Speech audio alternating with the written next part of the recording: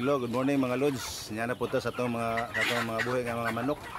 Nagpakaon na punta sa matag adlaw. Kada adlaw na ito na ipakaon, buntag bunto hapon ang atong pakaon na ni.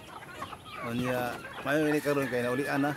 Naulian ang atong mga manok tungod kay ang ako nang ipakaon ni karon is mga pilis na kanang ultra pack starter or grower 2, basta pilis para ang imong mga manok tambok unya paspas kayo siya nga mutubo unya bugat pa jud kayo kay kusog sa minom og tubig kay og sa una magod ang akong gi-promote sa una is ang akong gamit sa una is organic.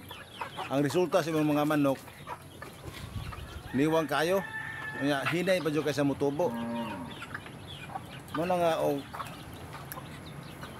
magkasakit na og sakit nga mo takbo dali na jud kay sa takboyan og sakit tungod kay niwang kayang manok unya dali na po kay sa mamatay mo na nga ang pinaka the best gyud ang ipakaon nato sa atong manok pellets kay ang pellets himsog kay mga manok labi na og mga vitamins sa mga manok kay og organic dili gyud dili ko mo ingon ninyo nga ayo ang organic kana dili ko po mingon ninyo nga ang organic maayo para sa atong mga binuhi. Niwang jud kay itong mga manok. Ako na siyang na-experience karon. Kay ako mga 1 years na ako mga 1 year na ako buhi og manok. Ako na-experience gud nga dili lalim ang magbuhi og manok. Ang pagbuhi og manok mura ra po na siya pagbuhi og baboy.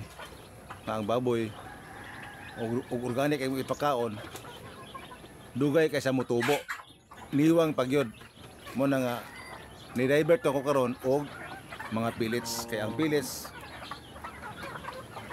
garantisado ang pellets gayud garantisado jud kayo nga paspas ang tubo sa mga manok tambok ang tubo sa mga manok kunya dili siya kayo datulan og mga sakit labi na karon nga ulan kay nagulan ilabi na karon kay ulan na ang panahon dali na kayo sila takboyan og sipon ubo mga bisan sa klase nga sakit mo na nga og masakit ato manok lisod kayo tambalan